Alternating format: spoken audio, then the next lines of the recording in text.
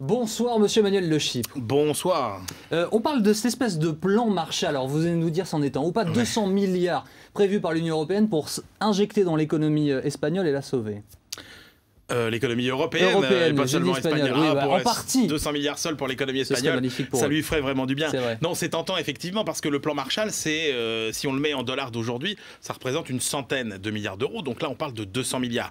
Bon, évidemment, ce qu'il ne faut pas oublier, c'est qu'à l'époque, l'économie européenne était beaucoup plus petite. Et donc le plan Marshall, ça représentait à peu près 7 à 8% du PIB de l'économie européenne pour la remettre à flot.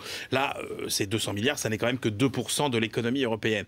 Donc, il ne faut pas tellement attendre d'effets mécaniques de ces 200 milliards. En revanche, on peut attendre un effet psychologique assez important. Parce que qu'est-ce qu'on constate aujourd'hui? Que les entreprises sont assises sur une montagne de cash et qu'elles n'osent pas investir parce qu'elles manquent de visibilité. Les investisseurs et les épargnants, pareil, ils sont très peu présents en bourse en ce moment. Ils ont pris des placements peu risqués mais qui rapportent rien et ils attendent. Et les consommateurs aussi attendent.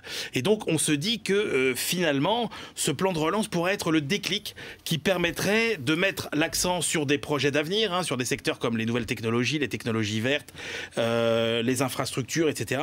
Et que finalement, ça pourrait inciter entrepreneurs, investisseurs et consommateurs à attendre un peu moins et agir un peu plus. Mais est-ce que ça peut suffire, ça, pour relancer l'Europe? Alors, le vrai problème de l'Europe, il est simple à formuler, c'est que l'Europe ne fabrique pas assez de croissance et donc de richesse pour rembourser toutes ses dettes. Donc non, ça ne suffira pas. Il faut agir sur tous les leviers. C'est le premier levier, essayer de relancer un petit peu la croissance.